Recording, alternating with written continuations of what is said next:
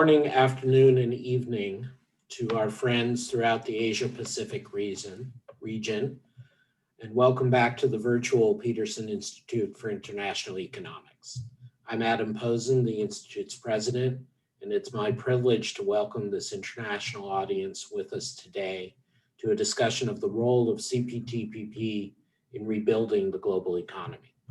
We are very fortunate to have with us today four distinguished people, colleagues, and friends, two of whom are researchers and experts, and two of whom are experienced trade negotiators and policymakers. I refer to Malcolm Turnbull and Charles Lake on the policymaking side, and Mary Lovely and Jeff Schott, colleagues of mine at the Institute, on the research side. I will return to give them all an insufficient but better introduction shortly.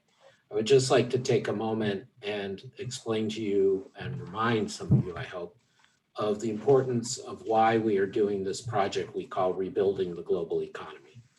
For some time now, from 2008 forward at least, global prosperity and global integration have been moving backwards. For decades, the two went together hand in hand. Prosperity was not solely dependent on global integration. Global integration was not solely dependent on prosperity. But over a relatively long period of time, for the vast majority of humanity, global economic integration on a peaceful basis was the basis of human progress, of peace, and of sustained living standards and growth. We have seen this unfurl in drastic ways over the last dozen years. Again, it is not one or the other causing each other, but these trends have reinforced each other. And of course, the pandemic, as well as the presidency of Donald Trump, both provided serious setbacks, reinforcing what I call the corrosion of globalization. The globalization, international commerce, not just trade, has become more uneven. There are holes in it. There are, of course, places where trade and integration have gone forward. No place more notable than the Trans-Pacific Partnership and its subsequent pact, the CPTPP, and the various measures that nations around the Pacific Rim, particularly in Northeast Asia and throughout ASEAN, have undertaken, along with Australia, New Zealand, and others. And so we come to you as the Peterson Institute trying to offer advice and encouragement for the leadership role that the ministers at the head of the CPTPP nations can play in rebuilding the global economy. We choose the word rebuilding because it needs to be rebuilt. It is not merely a matter of repair or patching up. And we rebuild not in some architectural fantasy, but for the very functional reality of how to weather the storms that we face.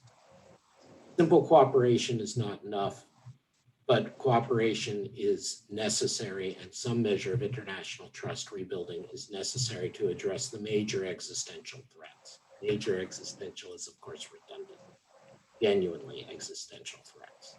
Climate change, the pandemic, the slowdown in productivity growth and technology, and the frictions in international society. So with that in mind, we come to the Asia-Pacific, broadly speaking, and hope to engage with you and bring together people who can talk with us and bring to their capitals and their people some of the ideas that we at the Peterson Institute have brought out.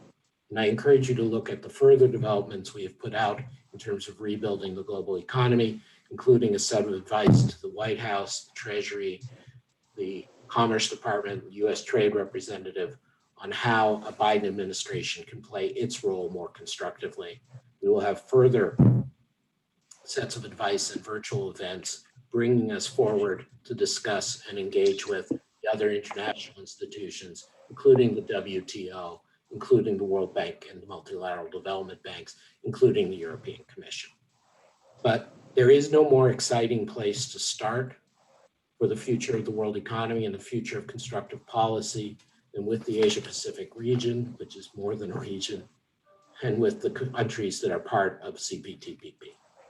So speaking in the following order, I'm very proud to introduce first Charles D. Lake II, He is a member of the Peterson Institute Board of Directors, and his day job is as chairman and representative director of Aflac Life Insurance Japan, president of Aflac International. He previously served in the office of the U.S. Trade Representative, being a key advisor to Carl Hills during the U.S.-Japan trade talks in the first Bush administration, and president emeritus of the American Chamber of Commerce in Japan. In addition to leading one of the most successful international businesses in Japan, Charles has also been a key advisor on financial reform and corporate governance reform in Japan, bringing the best spirit of American business and Japanese business and openness together. In 2018, he was awarded the Order of the Rising Sun, gold raised with neck ribbon, and I've seen this object, by the Emperor of Japan for his contributions to the development of Japanese industries and strengthening U.S.-Japan economic relations. Charles will be followed in the unusual slot of being second speaker, but due to timing, we asked him to indulge us, by the Honorable Malcolm Turnbull. Malcolm is, of course, Australia's 29th Prime Minister, serving from 2015 to 2018, having had distinguished international careers in the law and business and media. Most importantly for tonight, he, of course, played a leading role in reviving the Trans-Pacific Partnership after the United States withdrew. That understates the incredible leadership and historic vision that Malcolm, as Prime Minister of Australia and as a member of the community of nations, exerted at that time, along with his allies and friends in the other leading TPP nations. He's also continued to strike, during his period, he struck deals with Presidents Obama and even Trump to accept refugees who had arrived illegally in Australia. He engaged in a successful career in Goldman Sachs and launched multiple technology-based businesses in Australia, and most recently showed once again his true colors as an honest conservative, talking about climate change to an Australian and global audience. We're very honored and grateful that Malcolm made time to join us today. Speaking third will be my colleague, Matt Buckley, who is a senior fellow at the Peterson Institute and also professor of economics and Melvin A. Eggers faculty scholar at the Syracuse University. He provides interest in international economics and Chinese development. During 2011 to 2015, she served as co-editor of the China Economic Review, the leading international journal on the study of Chinese economy. She's done important work for us on the costs and lack of benefits of the Trump trade war, as well as what she'll be speaking about tonight, the adherence and not of China's industrial policy and development to international standards. Final speaker tonight, leading off, will be my colleague, Jeff Schott. Jeff has been affiliated with the Peterson Institute even longer than I have. He came to the Institute having been one of the key negotiators for the US in the Tokyo round and was a member of the US delegation to negotiate the GATT subsidies code. Since 2003, until the Trump administration got sick of hearing much truth, he had been a member of the Trade and Environment Policy Advisory Committee of the US government. He's also a member of the State Department's Advisory Committee on International Economic Policy, and had been part of the informal advisors to both WTO Director General Pascal Lamy and then USTR Robert Zoellick. So we're very excited to have this group. This is all on the record. I encourage any members of the audience who wish to pose questions to any of the members of our team panel to please use the Q&A function on the Zoom. With that, please allow me to turn to Charles Lake. Charles. Thank you, Adam. Are you able to hear me? Thank you so much for your very kind introduction, Adam. Good evening to our friends in the United States, and good morning to our friends in Asia Pacific. It is a great honor for me to be on this panel. It is a very distinguished panel, and I am also honored to have been invited to write a paper. Thank you, Adam, as part of the initiative that Adam talked about on CPTPP. Let me first express my tremendous respect to the leaders of CPTPP countries, to you, Mr. Prime Minister, for the leadership that you showed in putting together this high standard trade and investment agreement. It really needs to be recognized as such, and that it is not easy to get this done. But now the time it has come to take it to the next level, and that is what my paper has outlined. The time has come to expand the scope, to rebrand the agreement, and to engage like-minded countries globally. Let me take a few minutes to explain what the strategy is. First aspect of the strategy is to expand.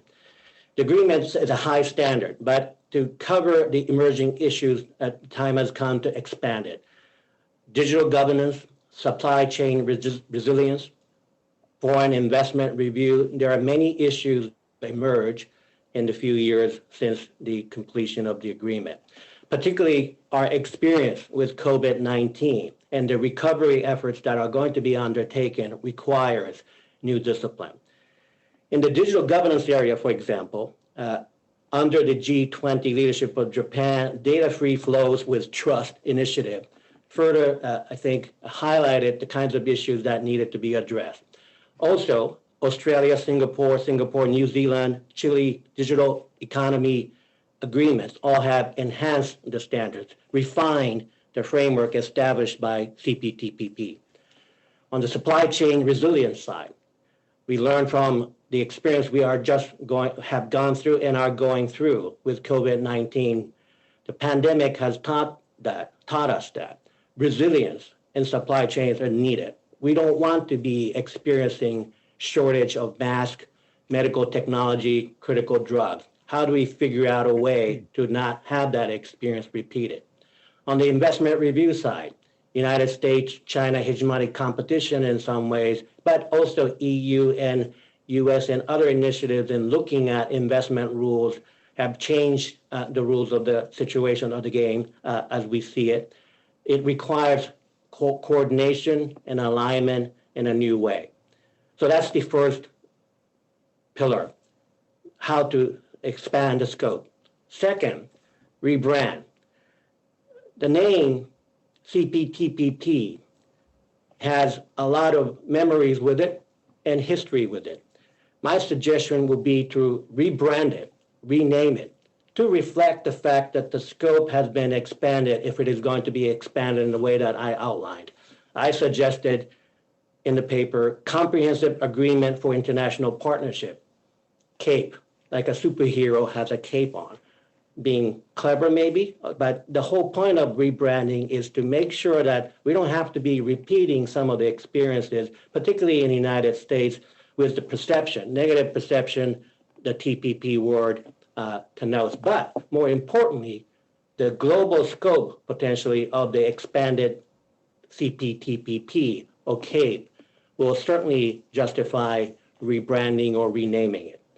The third pillar, finally, is to engage.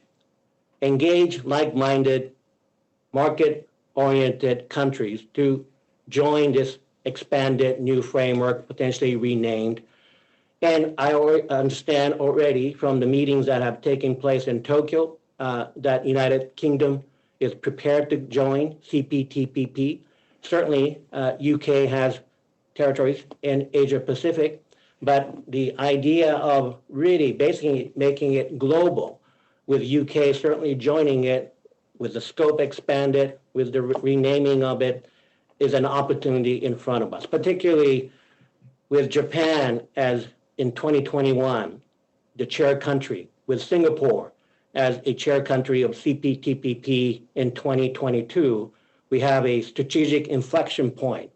Because with that strong country's leadership, as well as the need to expand the scope, with the need to deal with COVID-19, with the potential United States rejoining this type of discussion, we do indeed have a strategic inflection point in front of us to expand, rebrand, and engage. Let me stop there and to end my comments and look forward to your questions and discussion later on. Thank you. Charles, thank you. It's obviously a lot more content than just rebranding. Let me now turn to Malcolm, who, as we all know, has actually been in that seat. Where do you think the TPP prime ministers and trade ministers should go from here? Well, Adam, I think, and thank you, Charles, very much for your presentation, and thank you all for inviting me to join you today. Look, I think the most important thing for the TPP is for it to be expanded. I think the whole idea of maintaining the TPP carried with it the opportunity for the United States and other countries to join it in the future. And I think someone should turn, I think, Charles, you should put your phone on, your thing on mute. I think we're getting all your paper noise, if I may. So, it's all right, no worries. There was a concern in Japan at the beginning of 2017 that Trump would be offended if we kept going with the TPP. And, you know, I was able to persuade Prime Minister Abe that, you know, A, we shouldn't be concerned about that. And B, at the end of the day, if we kept the TPP alive and put it in force, it would give America an option to return. I mean, not a free option. I used to describe it as a free option. That was probably being a bit loose with the truth because you were a little bit inaccurate. But the fact is, America has got the ability to rejoin the TPP now, which it would not have had if it had been allowed to founder, which is exactly what everybody thought it would do. You know, I remember the mood in Lima at the TPP meeting in the end of 2016 was pretty bleak. You know, there was some people who thought Trump would change his mind, but he obviously didn't. So keeping the Trans-Pacific Partnership alive, even at the expense of adding 2 more letters, was really, really worth doing.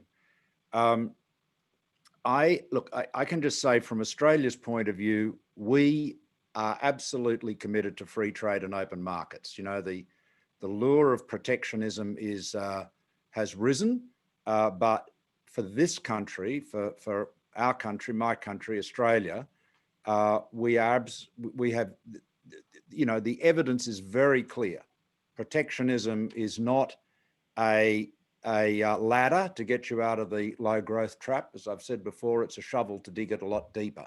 So, you know, from our point of view, the more markets we can open up, the better. And, you know, we have a real need to diversify our markets so that we have a smaller proportion of our trade going to China. Now, you know, I don't think that the pressure we're seeing on trade with China at the moment is going to be an enduring one. It's thoroughly instrumental. And I think once the Australian government, you know, once at some point, our friends in Beijing will recognize the pressure is not going to produce a result. So it will go back to business as usual, I hope. But nonetheless, you know, our grandmothers all told us not to put all our eggs in one basket, and that's very good. I mean, I think someone won a Nobel Prize for that insight too. But that's a very powerful reason. So the more we have security and diversity when it comes to trade. Charles mentioned the UK's potential joining. That is absolutely a top priority of the UK. I mean, if they can join the TPP, regardless of what the US does, you know, they've got effectively free trade agreements with 11 big economies, just under, you know, about, I think the TPP economies are about 15% of global GDP. It's a big opportunity. The Chinese leadership have expressed interest in joining the TPP, although it's probably not realistic anytime soon. And, you know, Charles and Adam talked about the high quality nature of the Trans-Pacific Partnership. Compare it to RCEP. You know, I mean, there'll be some hoopla about the signing and, you know, the entry into force of RCEP. I mean, RCEP is a really low ambition trade deal. We shouldn't kid ourselves. It's a very old-fashioned trade deal. It's low ambition. It's been effected largely for strategic reasons. And of course, India at the end of the day wasn't prepared to participate. So, you know, I tell you, if you thought the TPP looked good back in 2016, 17, it looks even better today compared to what else is going around. So I think this is I think the Trans-Pacific Partnership is the hope of the side on the trade front. It's the highest quality multilateral trade deal that we have at the moment. And I think the ability to expand it, obviously to bring the US in, and American speakers can talk more knowledgeably about that than I can. I think that would be hugely beneficial, but also going further afield to the UK as well. I mean, you know, we shouldn't get overwhelmed by the inclusion of the word Pacific. I mean, yes, that's part of the name, but the reality is that in a global economy, you know, distances, technology's annihilated the tyranny of distance in large part. And I might say, just as a sort of FYI, I've always felt that technology has obliterated longitudinal distance, but not latitudinal distance because of jet lag and things like that. But if you look at just linear distance, I mean, Beijing is actually closer to London than it is to Sydney. So, you know, I think these concepts of distance in today's world are pretty meaningless. So I think the TPP should be, the ministers and leaders should take a thoroughly proselytizing approach. Obviously, don't water it down to, you know, as the price of getting others to join in, but in a pragmatic and constructive way. The bigger the TPP family can be, the better it is for the existing members, and of course, the better it is for the world. And so just emphasize, from our perspective, free trade and open markets, and from a thoroughly Australian domestic perspective, you know, the more markets we can get access to, the better. So, because, you know, we have very low barriers to trade or investment with Australia, as you know, and more that we can replicate that in our relations with others, the better. Thank you very much. Thank you, Malcolm. Mary, can I call on you and please think about the Chinese accession or not to TPP, but also how you think RCEP plays into this. Okay, great. Thanks so much. And thanks to Charles and Malcolm for those really thoughtful remarks. I just want to follow, remembering that our heads turned in May 2013 when the White House offered an invitation to the Chinese to join the TPP, and the Ministry of Commerce in China said began to seriously study it. There was some hope at that time that China might join. At that time, I wrote a paper with a political scientist looking at the arguments in favor, and we concluded quite strongly that China would not join. I think that the arguments that we made there still hold today, despite the fact that in some ways China is actually better positioned to join the TPP in terms of having raised its standards in the meantime. So some of the arguments in favor very quickly were that China had a lot to gain by joining the TPP, and that if it didn't join, it would lose out. It would be subject to trade diversion and therefore actually actively incur costs. Secondly, that joining would signal to the world China's willingness to play by the rules, that it was a good actor in global affairs. And third, that reforms that it would be necessary to undertake to meet the high standards of the TPP were consistent with goals that Beijing had otherwise. And so on these three bases, it made sense for China to join the TPP. I think that once we dig deeper in these arguments, we see actually that China has, from its own perspective, and that's what I'm talking about now, has more to lose than to gain. First of all, I think that the benefits that China expected or could expect from TPP, they feel they can get without TPP, especially a TPP without the United States. They have RCEP, and basically that's going to create, in their view, solidify the East Asian production network. With the US in, trade diversion would have been larger. Now I think they see it as a very minor thing relative to the size of their economy. China has FTAs with AFTA, Chile, New Zealand, Peru, and other countries. It doesn't think that it needs these for a trade.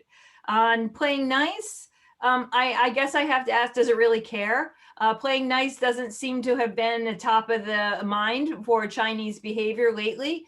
I think it's feeling very confident coming out of COVID, and that it doesn't feel that it needs to prove to anybody that it can lead. And I also see that it feels that it has had a major score on the international stage with the conclusion of RCEP. Lastly, we come to whether China needs the TPP to make reforms that it wanted to make anyway. And I would say that domestic politics have clearly changed since 2013. We know that China has always preferred gradualist reforms, that control is of the utmost importance to the Chinese Communist Party, and that joining TPP would be a loss of control that the party would probably not allow. In particular, its political base still remains the state-owned enterprises and the workers and executives that they represent, the political interests that it represents. It doesn't want to make the changes in FDI and foreign investment and other types of changes it would have to make under the CPTPP. Doesn't want its hands tied in industrial policy. The blueprint we saw this week from the fifth plenum, the outline for the next 5-year plan has probably the two most common words coming out of that are national security and innovation. And on both of these fronts, China sees its industrial policy as a key. Lastly, on national security, China will not be willing to meet the data standards that are in the CPTPP. I don't think the other countries are going to be willing to move toward Chinese standards. And so I think that alone might be a deal killer. Lastly, I think we need to remember that there are still very important regional constituencies within China, and that these constituencies are often rewarded with foreign trade zones, which China continues to build out and use for policy experiments.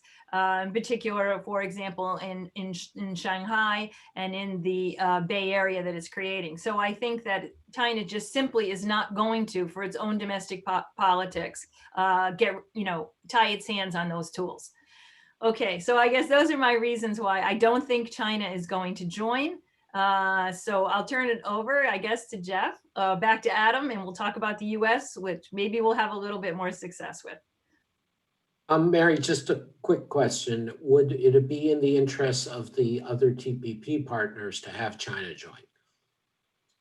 I think it really depends. There is clearly some, if we we have done the work at the Peterson Institute running the traditional CGE models. We're going to show that we get more trade creation and less trade diversion. So on that score, but the gains have always been small enough where it's, political imperatives could be traded off. I think a China that comes in and isn't really ready to meet the standards and becomes an enforcement problem for the agreement, for the union, I think it would be a bigger regret than not having joined. Perfect. Thank you for the concise reply. Jeff, now over to you, both for the the analysis of what the US would take to join, but also picking up on some of the things Malcolm and Charles said, what would it take politically, internally in the US to get the US in a position to join? And we have a number of questions already on the chat relating to that as well. Jeff, please. Well, thank you. And actually, that's a very good place to start because the TPP was never politically popular in Congress. And it took a long time for President Obama to discuss it with members of Congress, and it never was voted on. There were problems. The Democrats objected to provisions on patents for biologics and investor state dispute settlement provisions, which were prerequisites for the Republicans to buy in and support for the agreement. And the Democrats objected to the labor and the environmental obligations, which they regarded as inadequate. and subject to weak enforcement. There were other concerns as well. Some members also criticized the financial services chapter for not banning data localization. There will need to be, if our discussion is to be anything more than academic, a strong case why the U.S. should reconsider negotiating a new and improved deal, like Charles was talking about, and what the U.S. would need to be included in that deal to secure political support in Congress.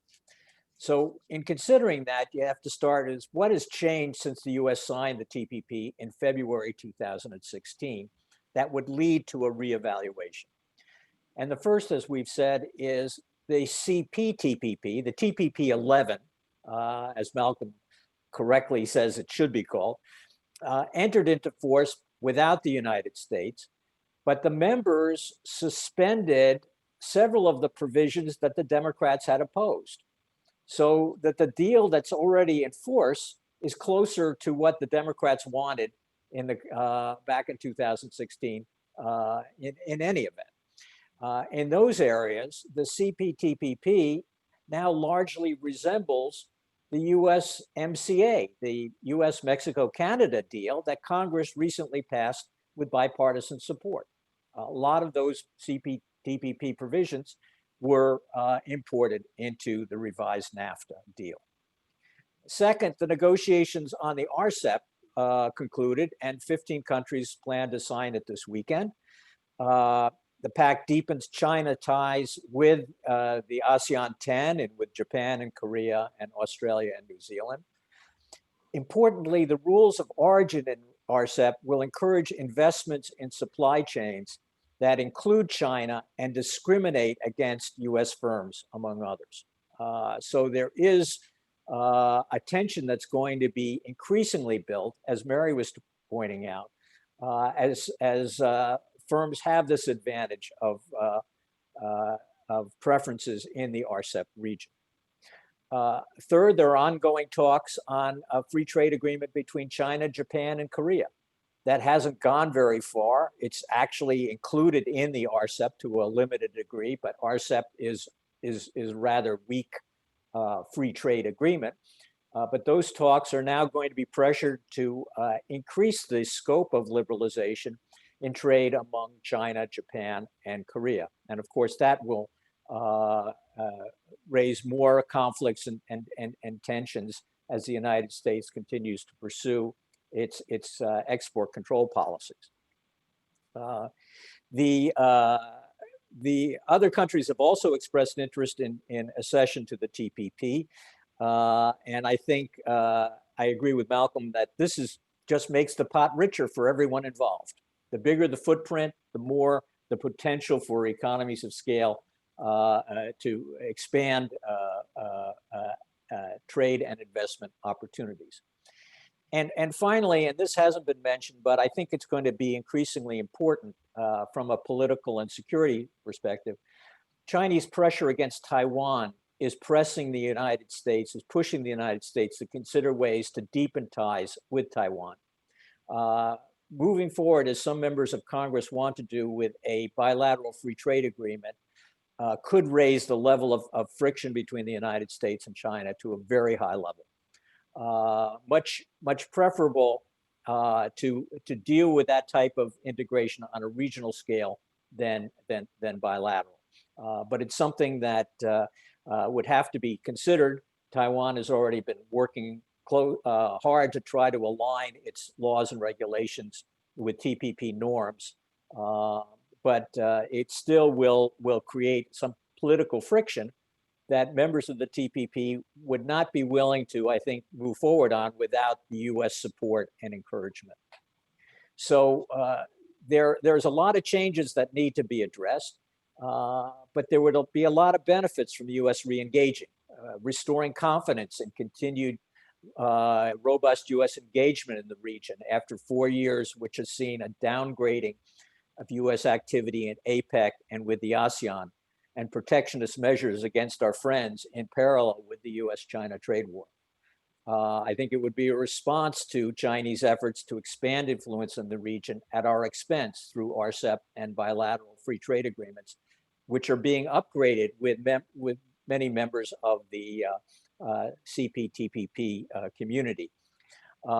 It would provide a regional pathway, as I said, for deepening U.S.-Taiwan ties, and it would, and the countries could use the updated pact to formulate new trading rules that provide precedents and bolster progress towards WTO reforms. This is an area where we can be building a broader international consensus for moving forward. So all of these things are areas where the U.S. would benefit.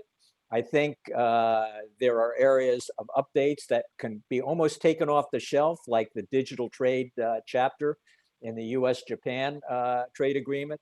On environment, much more can be done on climate, which was not included in the U.S. agreements, both under Obama and Trump. Big changes there. Labor and currency provisions could be looked at from MCA. There are a lot of ways you can build support in the Congress for this deal. Let me now turn it, thank you, Jeff. Let me now turn it back to Charles and Malcolm. So for you both non-Americans resident in the two probably most important players in the TPP space, Australia and Japan, can you talk about your reaction to some of what Jeff and Mary have raised? First, where does Taiwan fit in? Obviously, Japan, Australia have been very strong in their interactions with Taiwan. How do you expect to handle that? Second, what appetite is there in the current TPP 11 to deal with the U.S. making not just accession, but all kinds of demands from Congress as for us and U.S. Japan? And third, what is the value proposition beyond the sort of abstract trade that the U.S. brings? I mean, would the U.S. make TPP more anti-China in a way that you think is sustainable for the other members? We'll start with Malcolm and then go to Charles, please. Okay, thank you, Adam, and thank you to all the contributors today. Look, I would say I agree with what Mary said about China broadly. I think in the final analysis, compliance, the requirement to comply with the agreement will be the inhibitor, and China may well feel that things have moved on. It has enough free trade deals itself. I mean, look, there is a there is a tendency always for a superpower, of which we have only two in the world at the moment, China and the US, to want to do its own bilateral deals. But I don't have to refer again to the Melian dialogue to remind everyone that, for as far as everyone else is concerned, that's not very attractive. There is strength in numbers, and there's a network effect. So the bigger a trade deal is, the more valuable it is for everybody in it. I think I would be. We'd certainly want to seek China's involvement. I don't think it would damage. I don't think it'd be damaging. And if China and the US joined, it would be really extraordinary. Now, a couple of points I'd follow on from that. There are some big economies in ASEAN that are not members of TPP, notably Indonesia. So I think that should be a very high priority. Also, South Korea is not a member. And I mean, Charles would be better able to speak to that. I'd also, just in terms of the American requirements that Jeff spoke about, look, I mean, Obama was very apologetic to me when he was urging us to agree to what the farmer lobby was demanding in terms of extended protection for biologics. And we just, we took a we just said no to drugs, basically, and it was we got the deal signed nonetheless. When I say we said no to drugs, so did just about all the other countries. I mean, this is, you know, the reality is America has less leverage trying to come back in than it had at the outset, because there was a genuine view at the outset that if the US was not there, it wouldn't happen at all. Well, now we know that's not the case. But I do, if the point that Adam makes is that Adam or Jeff made the point that a lot of the things that were shorn off or put into suspension, the chapters that were put into suspension, were the ones that the Democrats had objected to. So that may make it easier. Final point I'd make, and one of the questions from the audience related to this, you know, how does Biden sell this in the, you know, manufacture, you know, the Midwest and so forth. Let me make a general observation. What Biden has to do on trade, in my view, is absolutely expunge the whole concept of Rust Belt. I mean, Rust Belt should be banned as a term. There needs to be a really keen focus on development in all of those regions and sectors of the economy that have been adversely affected or feel they've been adversely affected by free trade and globalization generally. You know, it's just got to be the highest possible priority. Now, the reality is that with some imagination and some, dare I say it, effective regional policy, you can address that. I mean, you've got to make, you can't allow any community that feels that they are being left behind will obviously, you know, react to that. And I just think it's a policy, it's an approach that has to be taken nationally and regionally, but you just have to identify those areas that appear to have lost out or feel they've lost out and make sure that they don't any longer. But the one thing, and this is a point I used to make to Trump quite a lot, was the answer is not in protectionism, in particular in protecting old style, manufacturing like steel making. You know, with all due respect, the photo ops are fantastic. All those big brawny people with, you know, hard hats and big muscles, it looks fantastic. But the reality is the opportunity for more manufacturing in the US is being driven in large part by technology. But you've got to make sure that it is located in not simply, you know, in areas that are already prospering. So just some intelligent leadership, I reckon, can deal with this. And then if you can sell free trade as meaning jobs, and that's what I used to do here, I used to say free trade means more jobs. And you just keep on saying that enough. And if you can get over the, you know, protectionist malarkey, because that's what it is, and the Peterson Institute regularly demonstrates that, then I think there's the political solution. I loved you mentioning us at the end, but more, I loved your content. Thank you, Malcolm. Charles, let me turn to you. Taiwan, US demanding things before it accede, the role of the US getting back in. Obviously, Abe and now presumably Suga feel strongly about that. How do you see it? Thank you. To answer that question, let me set the stage by reminding many of the audience who may not know that Prime Minister Suga has announced that he will continue the policies, of course, of Prime Minister Abe. The focus is on a free and open Indo-Pacific initiative centered on US-Japan alliance, of course. So the idea of sort of making sure all the free trade agreements are continued and then, of course, expanding them, negotiating them, that is part of the policy, and it's articulated. As you saw already, the Prime Minister Suga's first trip was not to Washington, D.C. It was to the ASEAN, Vietnam, and so on. So very focused there. So in that context, with U.S.-Japan alliance being the centerpiece of the foreign policy, with the free and open Indo-Pacific initiative, and also the second phase of U.S.-Japan trade agreement negotiations to happen at some point, All of that, I think, would lead to Japan certainly welcoming United States if the United States was prepared to join the TPP. Now, that said, Japan is a parliamentary system. There's an election coming up this year. It will not be acceptable to have all kinds of incredibly new demanding things on the table if it meant complete modification of TPP. That will be very difficult. But to be able to build on and expand the scope, I think definitely there's a chance. I mentioned the COVID-19 challenges and many of the issues that have been highlighted as a result of that experience.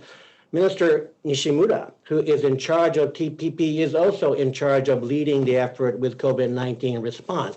So he's deeply aware of the kinds of issues, digital transformation, supply chains, and so on, from domestic policy point of view, as well as international policy point of view. So he will be ideal. And with Foreign Minister Motegi, two very experienced ministers prepared to probably engage. Now, Taiwan issue, I certainly am not a geopolitical expert, but I can say this, as you probably heard in the reports yesterday.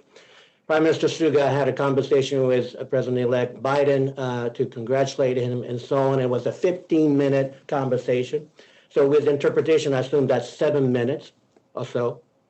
The confirmation was Senkaku Islands are subject to U.S.-Japan Security Agreement, Article 5. So in the 7 minutes, that was the most important, one of the most important confirmation points. Well, that is the reminder of the island, first line island chains being important and to preserve the kinds of issues or the alliance in the context of those issues, with Taiwan being very much a close country to Japan as well, but also China, a major important market. I assume Japan will continue to try to walk through these difficult, complex situations, but centered on U.S.-Japan alliance. I think the value proposition, again, is strategic, not only free and open trade architecture, and that Japan would like to be playing a leadership role. My sense is that every leader that I speak to say that in this new era as well, in promoting and that leadership role, a chairmanship role next year. They hope to, I think, Minister Nishimura has clearly articulated his the similar type of issues that I talked about, supply chain, digital transformation, as key to next year's agenda for CPTPP or TPP 11. So let me end there. I don't know if that completely answers your question, Adam, but that's my sense on the ground here in Tokyo. No, thank you very much for that Adam, insight. Yes, Adam, Malcolm. it's Malcolm. Can I just make one quick observation? I agree with everything Charles said. Just a thought. Taiwan is a member of APEC, and the rationale for that is that it's a community of economies. That was the sort of legal fiction that enabled that to occur. So, there is a precedent, as is Hong Kong, I might add, but there is a precedent there. But I would say that I don't think if it was going to become a major issue of confrontation with China, I doubt very much if the appetite of the other members of TPP would be sufficient to want to include Taiwan. But there could be a way to rationalize it if that determination was there and people felt the trade-off with upset in Beijing was worth it. Speaking about upset in Beijing, Malcolm, we have a question from Finbar Birmingham, and I think it's a valid question. The temperature of conflict between Australia and China in the economic sphere has really ramped up in recent weeks and months, including some Chinese unilateral actions against Australia or against Australian companies. But at the same time, Australia signed RCEP. So how would you be telling one of your successors to manage this situation? Is it something that, like Canada with respect to Huawei, they grit their teeth and just sort of get on with it? Is there more of a broad policy response? Do your TPP partners or the US and security partners have a role to play in this apparent conflict? Yeah, look, I think the answer is probably all of the above. I think yes, some solidarity is always welcome. the pressure that we're seeing at the moment is, it's bigger. It appears to be bigger than it actually is. I mean, trade volumes overall are still increasing. These sort of action, whether it's trade action like that or furious editorials in the Global Times or the People's Daily, are all instrumental, right? They're designed to achieve a certain response, which in our case is compliance.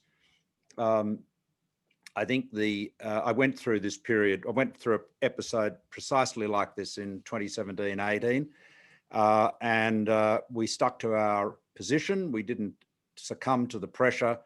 And once it was apparent in Beijing that the pressure was not producing the result they wanted, it dropped off. So I think you just have to stand your ground. The one thing you cannot do with Beijing or any other superpower is become, sycophantic or demonstrate that you will just buckle whenever the pressure is ratcheted up.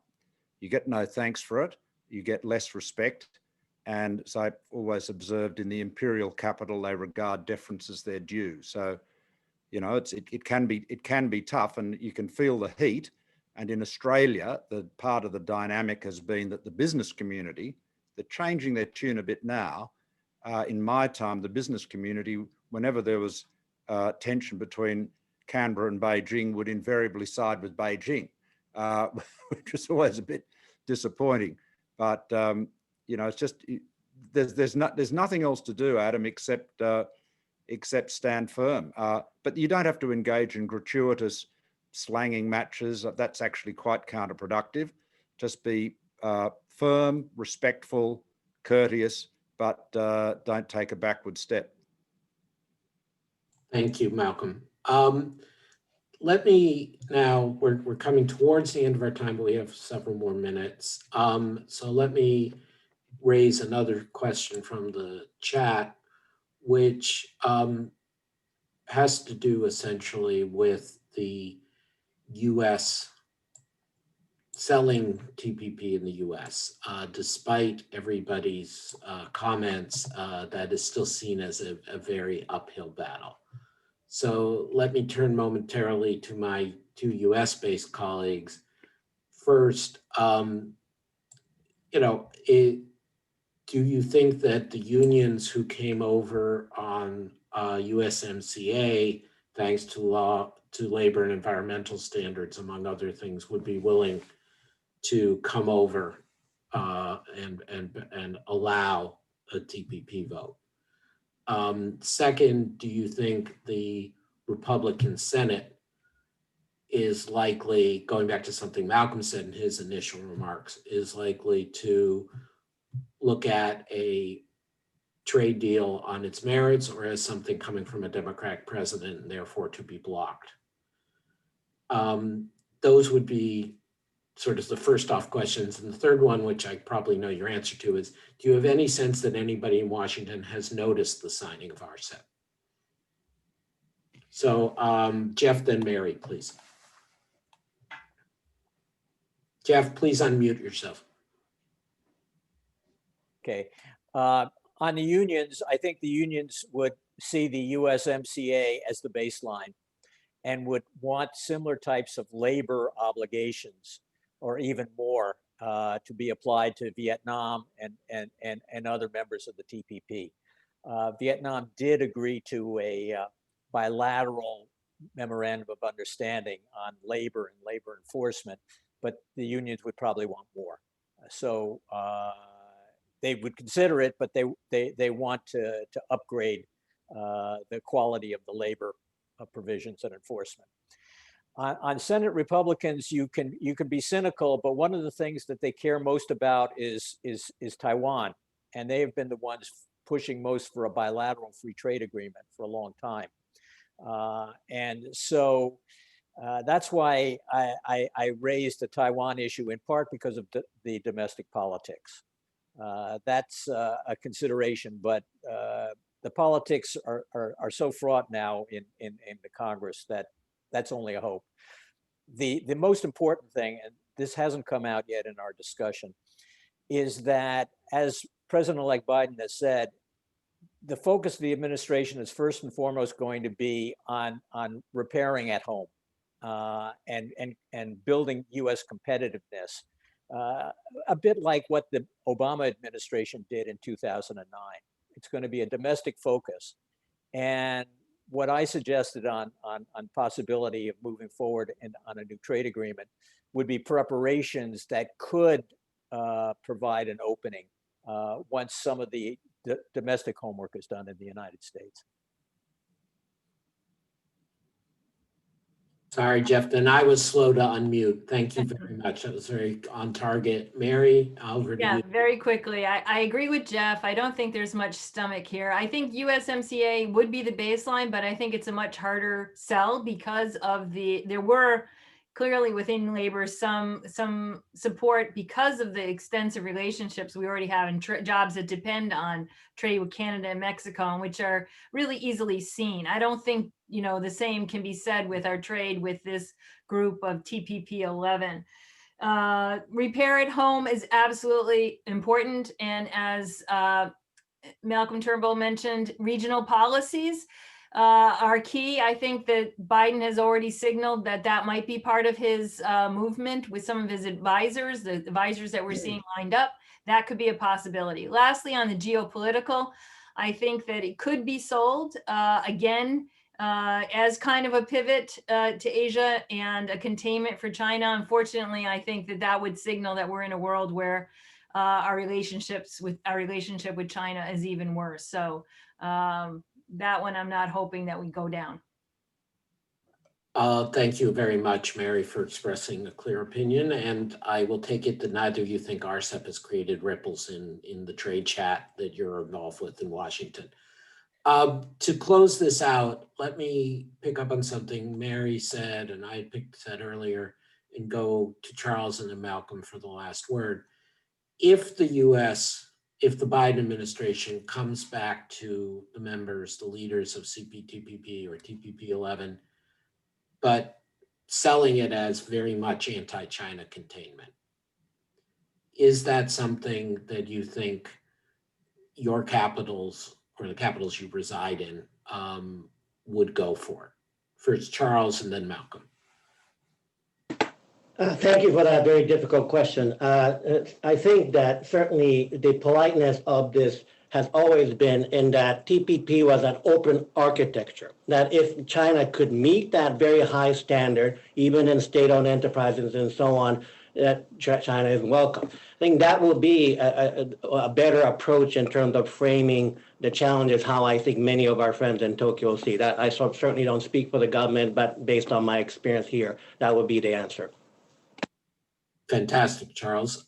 Malcolm? Yeah, I'd agree with that. Look, I think certainly in Australia, if the Biden administration were using that argument to get the numbers in the Congress, I think we're all sufficiently politically realistic to see that for what it is. I mean, it's an argument.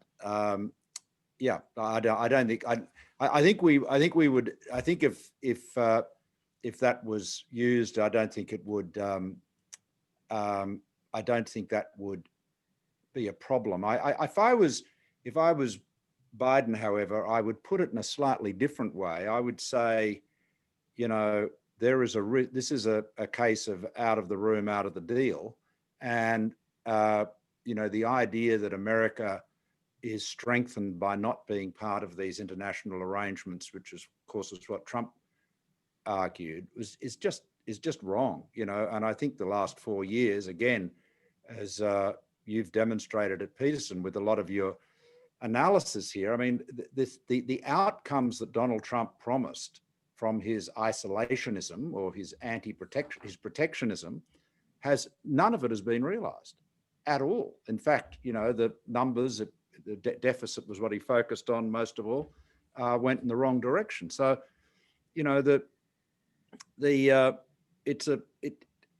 ultimately the arguments for protectionism are essentially based on a misunderstanding of trade. I mean, even I'm not pretending to be a trade expert, but concepts like comparative advantage are completely overlooked in the sort of zero-sum game approach to trade that Trump has adhered to.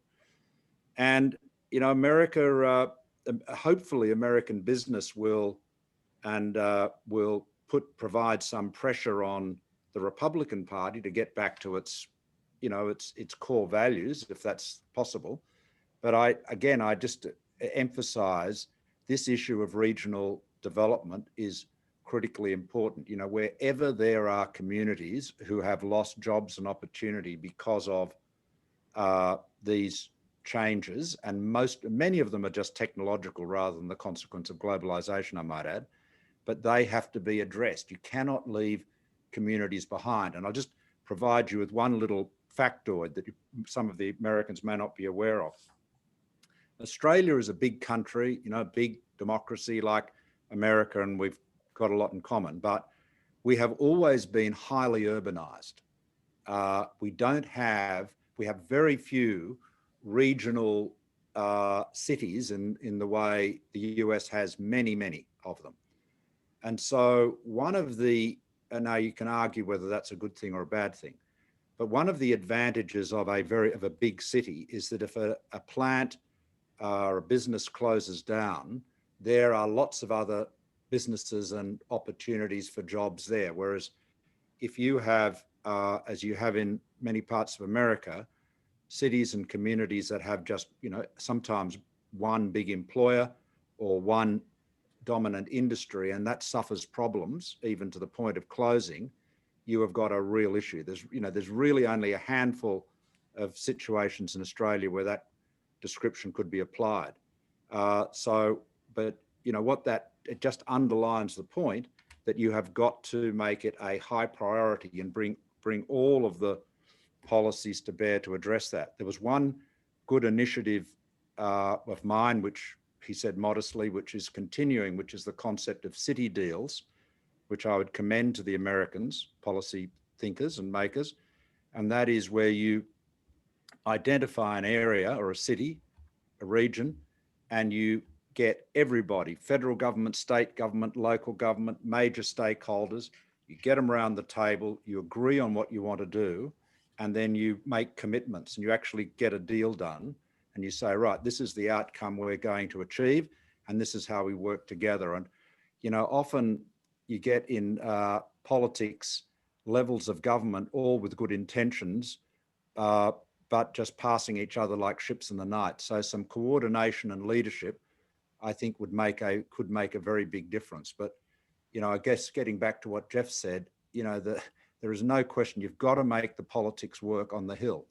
If you don't do that, it's not going to be successful in accession to the TPP.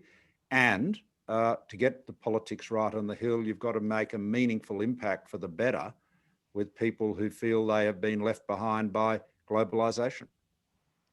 Thank you very much, Malcolm. Thanks to the 150 plus audience members registered who stayed with us, and we hope many more who watched online unregistered. Thanks to everyone who put up questions. We tried to get as many of them in, occasionally by grouping them, and I appreciate your understanding. This is part of our ongoing series at the Peterson Institute, Rebuilding the Global Economy. Memos and the video of this are on our website, but also our approaches, including Mary Lovely's memo to the Undersecretary of Commerce for International Trade in the US, including Charles's memo to the trade ministers of the CPTPP, and Jeff's memo to the Undersecretary of State for Business and Economics in the US. And as mentioned, we will be soon having a new event with Annabelle Gonzalez and Chad Bown and Brad Jensen on advice to the WTO, as well as other events coming. Please stay in touch with the Peterson Institute as we work together to rebuild the global economy. And please join me in giving virtual thanks, but sincere, to my colleagues, Jeff Schott and Mary Lovely, our Peterson Institute board member, Charles Lake, and our friend and apparently fan, the feeling is mutual, Malcolm Turnbull. Thank you all very much. Thank you. Thanks.